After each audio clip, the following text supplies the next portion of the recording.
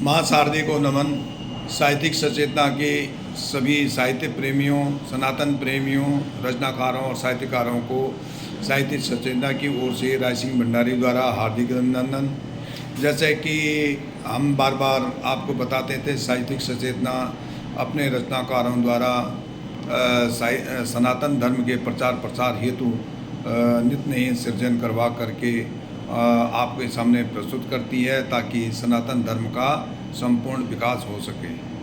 तो आज के निर्धारित विषय पर प्रस्तुति लेकर मैं उपस्थित हुआ हूँ। आज का निर्धारित विषय है सत्य।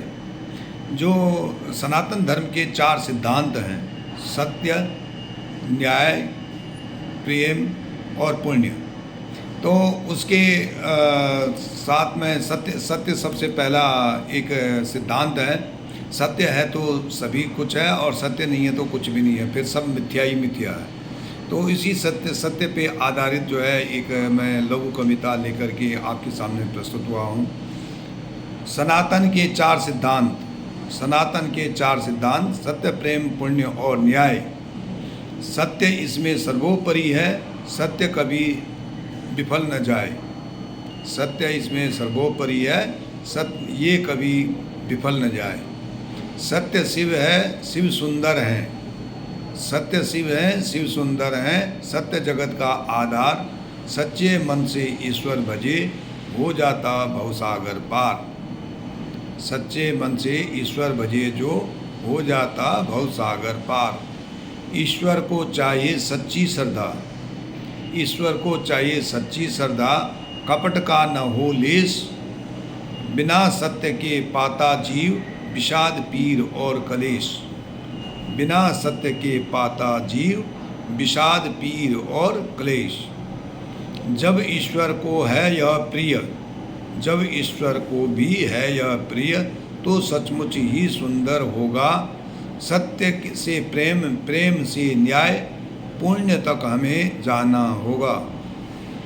सत्य पर चले हरिश्चंद्र, सत्य पर चले हरिश्चंद्र, माना राजपाट विहीन हुए। सत्य पर चले हरिश्चंद्र, माना राजपाट विहीन हुए, लेकिन सत्य की विजय हुई, परीक्षा में वो उत्तीर्ण हुए।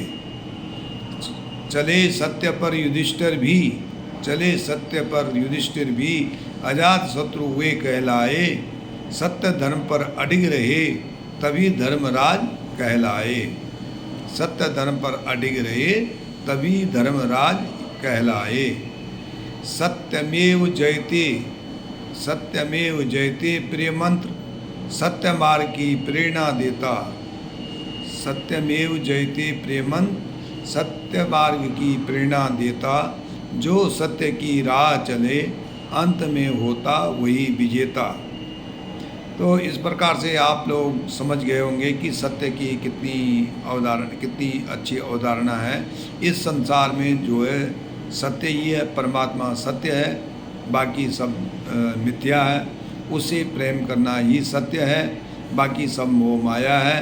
मोह माया से परे हट करके अगर सत्य का आंचल पकड़ करके ईश्वर तक ले जाओ, ईश्वर तक जाओगे तो वह मोक्ष कहला जाएगा, और जन्म जन्मांतर के आवागमन से, बंधन से मुक्ति हो जाएगी, और ईश्वर के परम धाम में आपको स्थान मिल जाएगा। इसका मतलब ये है कि सत्य ही एक सब कुछ है, और सत्य के आधार पर ये पृथ्वी टिकी हुई है। धन्यवाद। राय सिंह भंडारी, गुड़गांव।